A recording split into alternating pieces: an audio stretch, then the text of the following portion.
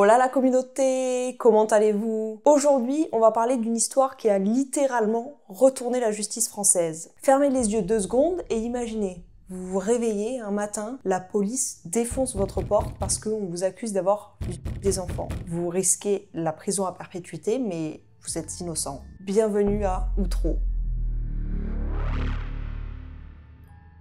On est en 1995 à Outreau, une petite ville du nord de la France, pas très loin de Boulogne-sur-Mer. Contrairement à Boulogne-sur-Mer, dans laquelle il y a déjà eu plusieurs histoires d'attouchement sur enfants, Outreau c'est une petite ville un peu oubliée dont on entend très peu parler. Enfin, ça va rapidement changer parce que dans un des appartements de la cité de la Tour du Renard de cette ville, vivent Myriam Badaoui, Thierry Delay et leurs enfants. Le 13 avril 1995, le procureur de la République de Boulogne-sur-Mer va recevoir une note signalant une situation préoccupante pour les enfants Delay par la direction Enfance et Famille. Le 6 mai 1996, une deuxième note est transmise au procureur de la République de Boulogne-sur-Mer, sollicitant une mesure de protection judiciaire pour un des 2 enfants, qui sera classé sans suite le 9 mai 1996. En 1997, une enquête va être menée concernant des agressions sexuelles dont le fils cadet des Delay, âgé de 5 ans, aurait été victime. Encore une fois, cette affaire va être classée sans suite. Mais les 4 enfants de Myriam Badaoui et de son époux Thierry Delay finiront quand même par être placés dans des familles d'accueil le 25 février 2000, après que leur mère elle-même ait appelé les services sociaux pour demander à ce qu'on les place parce que son mari était violent. Un geste qui sera défini plus tard par un des enfants comme la seule chose de bien qu'a fait sa mère dans sa vie. Oui, avant ça, vous disiez peut-être que Myriam Badaoui, la mère, c'était une femme bien, mais vous le verrez, pas tant. Quand l'appartement des Delay sera fouillé suite au signalement du coup, la police trouvera plus d'une centaine de cassettes pornographiques, une dizaine de crânes humains récupérés dans d'anciennes sépultures et des dizaines d'objets sexuels. Mais en plus de tout ça, parmi toutes les cassettes saisies, une cassette se démarquera. Une cassette sur laquelle on voit Monsieur et Madame Delay violer au moins un de leurs enfants. En décembre de la même année, ces enfants vont confier à leur assistante familiale avoir été contraints par leurs parents de visionner ces cassettes pornographiques qui tournaient en boucle dans la maison, avoir été frappés par leur père avec des lattes du parquet ou tout autre objet et ne pas être tranquille même la nuit car leur père entrait dans leur chambre en criant avec un masque et une cape pour leur faire peur. Mais c'était pas tout car tous les enfants disent aussi avoir été contraints d'avoir des rapports sexuels avec leurs parents. Les assistantes familiales préviennent alors l'aide sociale à l'enfance de Boulogne-sur-Mer qui fait un signalement auprès du procureur de la République de la ville. Mais ce que les enfants ont raconté va déclencher un véritable cataclysme. Myriam Badaoui, la mère, va confier que oui, ses enfants sont abusés, que oui, elle y a participé, mais que non, son mari et elle n'étaient pas les seuls. Thierry avouera aussi avoir violé ses enfants, chacun 2 à 3 fois par semaine durant des années. Et il confirmera aussi les dires de Myriam, il n'était pas seul à le faire. Les enfants vont confirmer, ils évoquent des manières, c'est le terme qu'ils utilisent pour désigner les viols, que leurs parents leur faisaient subir. Avec d'autres personnes également, notamment des locataires de la cité de la Tour du Renard, ainsi que des personnes extérieures à la tour. Aurélie Grenon et David Delplanque, leurs voisins, feront d'ailleurs partie des premiers accusés. Ils finiront rapidement par reconnaître avoir participé aux faits, en disant qu'au début, ils faisaient juste des trucs avec Thierry et Myriam Delay, mais qu'à un moment donné, les Delay ont fini par faire venir leurs enfants pendant les actes pour les faire participer et que eux se sont prêtés au jeu aussi, mais uniquement sur les recommandations des Delay bien sûr. Mais ils ne s'arrêtent pas là, ils vont aussi se mettre à accuser d'autres adultes d'avoir participé. Et les enfants Delay finiront aussi par accuser ces mêmes personnes. Ils parlent de viols, d'adultes qui viennent les voir, de scènes sordides, de cris, de violence, et tout commence à s'enchaîner. C'est comme si on avait ouvert les portes de l'enfer. Myriam va commencer à balancer des noms, d'abord son mari, logique, puis l'huissier, puis le prêtre, puis la boulangère, puis des inconnus, bref, une dizaine de personnes seraient impliquées dans cette affaire. Le juge d'instruction Fabrice Burgot, à l'époque, se retrouve avec un dossier immense. Il pense tenir l'affaire du siècle, un réseau pédophile dans une ville de province où les enfants sont vendus contre de l'argent ou des faveurs. Les arrestations pleuvent, les gardes à vue s'enchaînent, les enfants continuent à parler, à dénoncer. Une vingtaine d'enfants viendra même dénoncer des faits similaires. Et dans cette histoire, la parole de l'enfant devient vite la vérité absolue. Aucun doute permis, en même temps, comment douter quand plusieurs enfants indiquent que ça fait faire des manières par telle ou telle personne. Et la psy qui analysera les enfants à ce moment-là, en tout cas, expliquera qu'un enfant qui n'a pas vécu ce type d'événement ne dit pas ce genre de choses et encore moins de manière aussi détaillée. Un enfant va même accuser son propre père. Il parle de faits commis chez lui quand sa mère était absente. Parmi les accusés, il y a des gens comme Dominique Viel, un prêtre, Alain Marot, un huissier de justice, Daniel Legrand, le père, Daniel le fils. Tous clament leur innocence et certains disent même ne connaître aucun des enfants ou adultes qui les accusent. Mais rien n'y fait, ils sont mis en examen pour des faits abominables. À ce moment-là, l'espoir est encore présent, les accusés disent qu'ils sont innocents et pensent qu'il s'agit simplement d'une erreur et que la justice s'en rendra rapidement compte. Spoiler alerte, non. Mais il faut imaginer que, malgré l'espoir qu'ils ont, les accusés vont être séparés de leurs enfants qui seront placés en famille d'accueil et que certains enfants même seront séparés entre eux dans différentes familles d'accueil. Donc si c'est vraiment une erreur, c'est une erreur qui coûte cher à beaucoup. En sachant que pour rappel, vous le savez probablement, mais en prison, on n'est pas très sympa avec les violeurs d'enfants.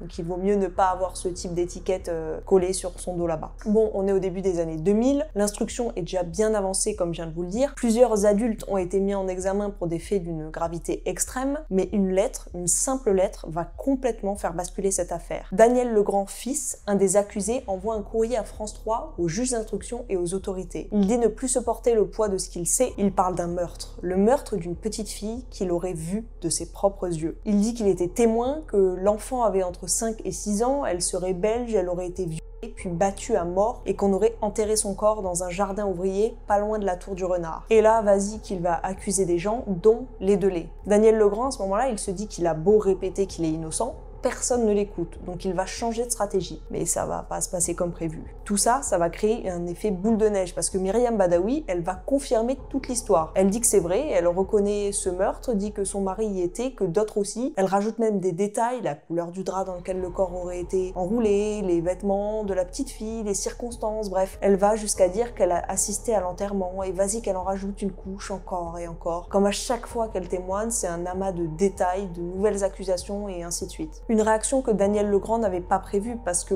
pour rappel, toutes les accusations partent initialement de Myriam Delay. Donc il se dit que s'il invente une histoire de meurtre, une histoire encore plus horrible que celle de Myriam, et qu'il dit que le meurtre a eu lieu chez les Delay, et que ce sont eux les responsables, Myriam finira par craquer et avouer que tout est faux, que tous les accusés qu'elle a cités dans l'affaire n'ont rien à voir dans ces histoires, et que eux seuls sont des monstres avec leurs enfants. Mais non, Myriam va avoir une réaction opposée et dire que oui, le meurtre a bien eu lieu, mais que c'est son mari le responsable, pas elle. Avec son témoignage, tout va basculer et le faux meurtre destiné à la base à piéger les Delay va se transformer en chasse à l'homme, enfin en chasse au meurtrier. Là c'est simple, pour la justice, l'affaire prend une tournure encore plus terrible. Si ce meurtre est vrai, alors on n'est plus face à des violences sexuelles, on est face à un réseau organisé, structuré et meurtrier. On parle de criminels de masse, de meurtres d'enfants et d'un réseau international avec la Belgique en toile de fond. Ça rappelle à tout le monde l'affaire Dutroux et pour beaucoup, c'est logique. On est dans le nord de la France, à la frontière, ça remémore des cauchemars mais surtout les mêmes peurs. Pour rappel, l'affaire Dutroux, c'est une affaire criminelle qui a eu lieu en Belgique en 1996 et qui concernait Marc Dutroux, condamné pour viol et meurtre sur des fillettes et des adolescentes. Bref, les fouilles sont lancées, on creuse les jardins ouvriers, on mobilise hélicoptères, pelleteuses, gendarmes, journalistes, toute la région est paralysée. Et vous savez ce qu'on trouve? Rien. Pas de corps, pas de traces, pas de vêtements, pas de draps, rien. Logique, vous me direz. Et pourtant, malgré ça, malgré l'absence totale de preuves matérielles, les accusations restent. Pourquoi? Parce que 2 personnes ont raconté la même histoire et donc du coup c'est forcément vrai. La justice, elle, continue d'y croire, enfin. Surtout le juge. D'ailleurs, un des enfants des Delay entendra aussi cette histoire à la radio et va décider d'en rajouter encore et encore en disant que oui, ça s'est passé chez lui, qu'il a vu le corps, etc. Je pense que vous commencez à le comprendre, mais une grande partie des personnes impliquées dans cette affaire n'a cessé de mentir encore et encore. Et plus certains mentaient, plus les autres suivaient et inventaient encore d'autres choses, accusaient d'autres personnes et ainsi de suite. Bref, un trou sans fond. Le juge d'instruction de son côté est convaincu qu'une petite fille s'est faite assassiner. Bon, en même temps, il ne lui faut pas grand chose pour être convaincu, il ne cesse d'orienter les réponses des accusés pour que tout mène à une histoire énorme. Parce qu'imaginez-vous s'il arrivait à résoudre l'affaire du siècle. Quel homme ça ferait de lui, hein? Il dit qu'il n'a pas besoin de preuves matérielles, la parole des enfants, c'est suffisant, la parole des adultes qui avouent, c'est suffisant. Ce qui est effrayant à ce stade de l'affaire, c'est que ceux qui avaient menti commencent eux-mêmes à en prendre conscience et voyant que le juge veut mettre tout le monde en prison, sans preuve réelle, Daniel Legrand fils va par exemple se rétracter. Il va avouer qu'il a inventé toute cette histoire de meurtre, qu'il a été pris dans un engrenage, que c'était insoutenable, mais qu'à ce moment-là, il a pensé qu'à une chose. Il a vu une accusée, Aurélie Grenon, partir libre, parce qu'elle a dit la vérité et avoué des faits, et lui qui est innocent, et qui ne cesse de le clamer, il part en prison. Donc pour lui, les seules solutions, c'était soit de faire plaisir au juge et de dénoncer des gens même si l'histoire est fausse, soit de faire craquer Myriam. Mais rien n'a fonctionné comme il l'aurez souhaité. Pour vous donner un exemple à ce moment-là de l'ampleur de la connerie, Aurélie Grenon, qui a avoué tous les faits au départ et avoué avoir violé les enfants, va rester 3 mois en prison, alors que les autres qui se proclament innocents vont y rester des années. Bref, on est en 2004, après des années d'instruction, des dizaines de mises en examen, des milliers de pages de dossiers, le procès s'ouvre. Et pas n'importe où, à Saint-Omer dans le Pas-de-Calais. Une ville calme, presque banale, qui va se transformer pendant plusieurs semaines en théâtre d'un drame judiciaire sans précédent. Il y aura 17 accusés. Certains ont avoué, d'autres clament leur innocence depuis le début, et au milieu de tout ça, les enfants, ceux dont la parole a tout déclenché. Et vous savez quoi? Dès l'ouverture du procès, on sent que quelque chose ne tourne pas rond. Déjà, le dispositif. Pour un procès de ce type qui implique des mineurs, il y aurait dû avoir un huis clos, mais non, le parquet général décide que ce sera public. Caméras, journalistes, public, tout le monde est là. Et c'est pas tout, les accusés ne sont pas dans le box, non, ils sont dans le public, comme des spectateurs, comme s'ils n'étaient plus les principaux concernés. Les enfants, eux, sont installés dans le box des accusés. Oui, vous avez bien entendu, le box des accusés. Les auditions vont commencer, mais c'est très vite le chaos. Certains enfants ne reconnaissent plus les accusés. L'un d'entre eux, Dimitri, regarde la salle, silence, il cherche, et au bout de longues secondes, il dit qu'il ne se reconnaît personne en fait. Il va même jusqu'à affirmer que ceux qui lui ont fait du mal ne sont pas dans la salle. Un autre, David, accuse des gens, puis il se rétracte. Il parle d'un viol dans un jardin, d'un prêtre, de gestes déplacés. Mais quand on lui demande de confirmer ce qu'il dit, il ne sait pas, il hésite, il change d'avis. Et pendant ce temps, Myriam Badaoui, elle continue. Elle maintient ses accusations, elle cite des noms, elle dit que tout ce qui est arrivé, elle l'a vu.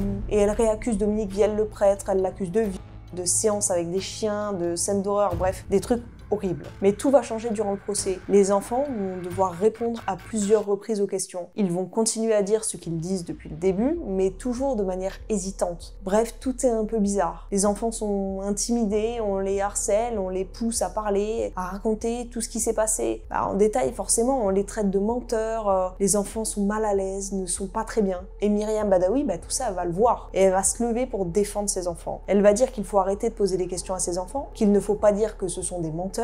Et pour protéger ses enfants, de manière inattendue, elle finira par avouer que tout ce qu'elle a dit est faux. Et que les seuls responsables, ce sont son mari, elle, et Aurélie Grenon et David Delplanque. Et là, un par un, les autres enfants vont commencer à faire de même. Ils disent qu'ils ont menti, qu'ils ont répété ce que Myriam Badaoui disait, qu'ils ne savaient pas que ça irait aussi loin en fait. Que certains ont parlé pour faire comme les copains, que d'autres ont juste voulu faire plaisir au juge, qui s'énervait quand il changeait de version ou quand il disait pas ce qu'il voulait. Aurélie Grenon avouera aussi que tout est faux. Enfin, oui, enfin un soulagement pour tous les accusés innocents. Mais pourquoi ce bordel? Pourquoi tout le monde s'est mis à accuser les uns les autres, à mentir? Vous l'aurez compris, les enfants ont simplement répété ce que les autres disaient. Mais les adultes alors? Le lendemain de sa rétractation, Myriam Badaoui va expliquer qu'en fait, un certain nombre d'accusations lui étaient portées par le juge, que les accusations étaient contenues en fait dans les questions, et que le juge lui a soufflé des noms.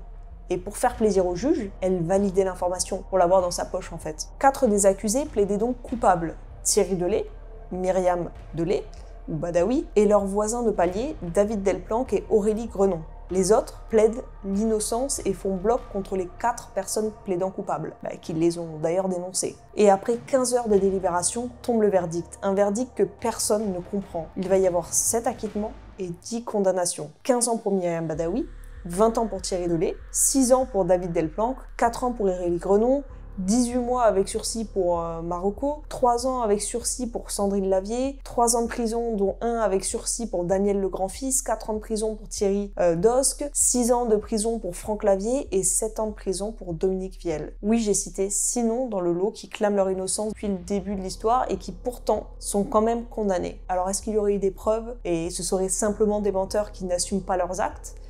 Non, aucune preuve en réalité. Et même si Myriam s'est rétractée et que tous les enfants aussi, ça a changé. Ils ont été mis dans l'histoire et la justice française veut leur peau concrètement. Ce qu'aucun d'eux ne va accepter et ils vont donc faire une demande pour repasser devant le juge. Mais 48 heures plus tard, Myriam Badaoui revient sur ses aveux. Elle dit qu'elle a de nouveau menti, que finalement, non, les accusés sont bien coupables et qu'il faut croire les enfants et qu'elle a tout vu, tout ce qui s'est passé. Le procès devient un cirque. Je n'ai jamais vu un procès comme ça. Un jour, les accusés sont innocents, le lendemain, ils sont coupables, les enfants parlent, puis se taisent. C'est catastrophique. D'ailleurs, des experts parlent de la crédibilité des enfants, justement, parce que c'est eux qui ont lancé le truc, et comme quelque chose d'absolu, sans que ça repose sur rien. Plusieurs experts diront même aujourd'hui en tout cas que la crédibilité d'un enfant ne veut rien dire et que ça ne peut surtout pas refléter la vérité. Un enfant peut mentir et être crédible, mais l'inverse est aussi vrai. Un enfant peut dire la vérité et ne pas être crédible. Mais pour autant,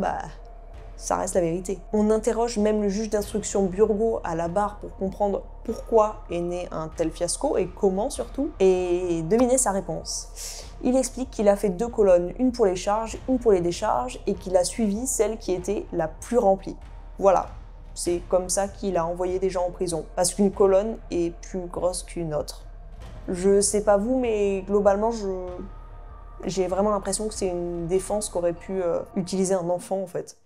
C'est une situation qui est bien sûr tout à fait dramatique. Je sais pas quoi dire de... Enfin... On était recroquevillé dans son truc, quoi, voilà. Quand il m'a fait, il a rien reconnu, il a rien voulu reconnaître, il a pas fait de chantage, c'est un gros menteur. Il répond pas aux questions correctement, il a besoin de son avocat qui lui souffle, c'est tout pour moi, il restera un petit juge.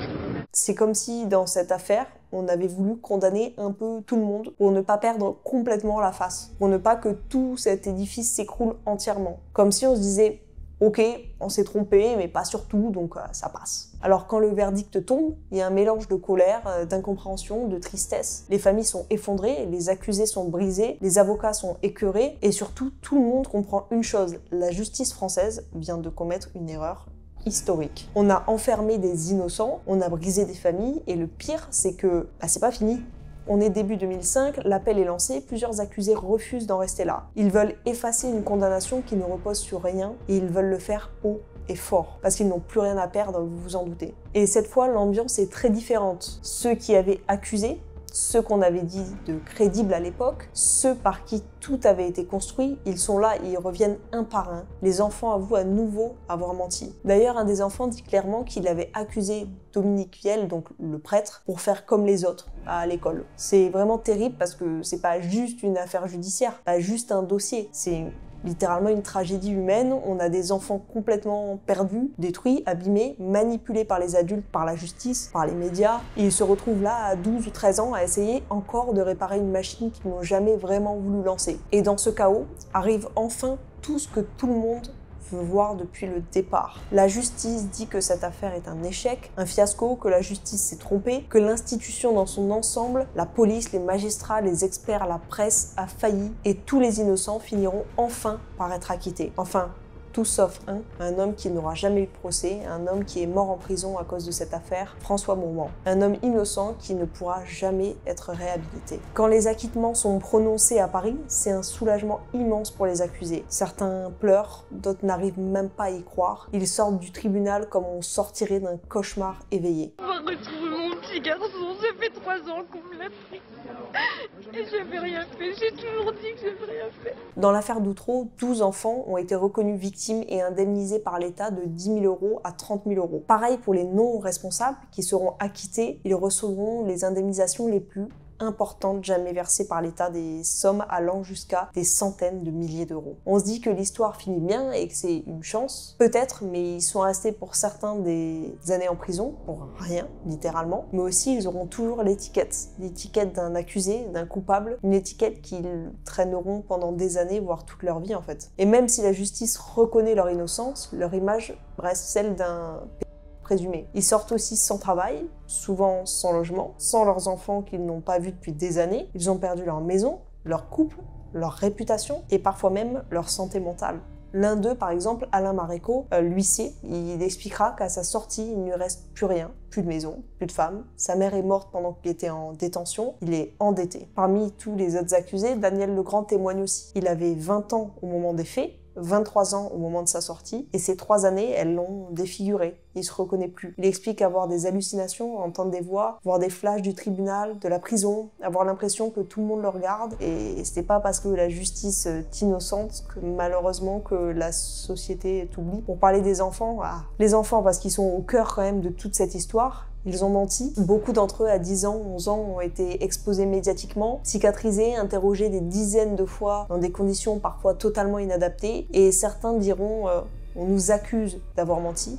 Mais on était des enfants, on nous a posé des questions encore et encore, on a voulu faire plaisir, on a voulu qu'on nous croie, et après, c'était trop tard pour revenir en arrière. Ces enfants ont été utilisés par les adultes, par la justice, par la société, et maintenant ils portent aussi le poids de ce naufrage. Ça doit vraiment pas être facile pour eux de vivre en sachant qu'ils ont fait mettre des innocents en prison. Quant au juge Burgot, vous devez vous dire qu'il a pris cher avec toutes les erreurs qu'il a faites, et vous avez raison car il a reçu du Conseil supérieur de la magistrature une réprimande, la plus faible des sanctions disciplinaires. Le gars a fait partir des innocents en prison et il se fait simplement gronder. J'ai vu un de ses témoignages d'ailleurs dans lequel il va dire qu'il a fait ce qu'il fallait faire et qu'il n'était clairement pas là pour faire des sentiments. Beaucoup diront que le juge était responsable en grande partie aussi car il n'a cessé de croire à tort et à travers une criminelle qui a violé ses enfants sans jamais remettre en question sa parole et qu'il voulait y croire, qu'il avait envie qu'une histoire comme ça existe. Pour terminer, parlons de l'après-Outreau.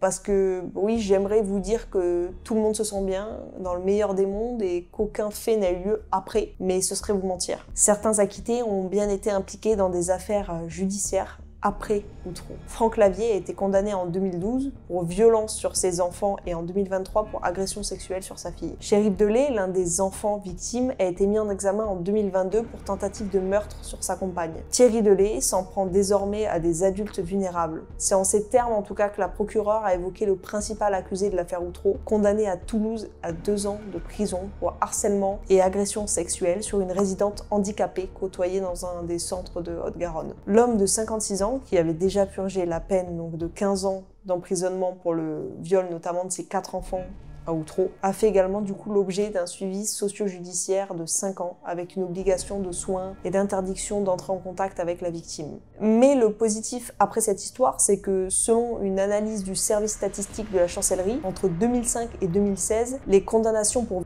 et agressions sexuelles ont diminué de 40%. Cette baisse est attribuée à une exigence accrue en matière de preuves, conséquence directe du coup de l'affaire Outreau. Vous me direz, cool de ne pas enfermer n'importe qui sans preuve, et à la fois, vu le nombre d'agressions sexuelles ou de violences qui ne sont aujourd'hui encore pas prises en charge et complètement ignorées, malgré des preuves énormes, c'est vraiment terrible comme mesure. Voilà, écoutez, la vidéo est terminée. C'est encore une fois une histoire terrible avec beaucoup d'innocents dans le lot. Une histoire qui s'est passée en France. Donc, écoutez, on se retrouvera pour une prochaine histoire vendredi prochain. Je vous récupère pour vous dire au revoir en attendant. Et écoutez, on se retrouve vendredi prochain et on se fait de gros bisous. Gros bisous.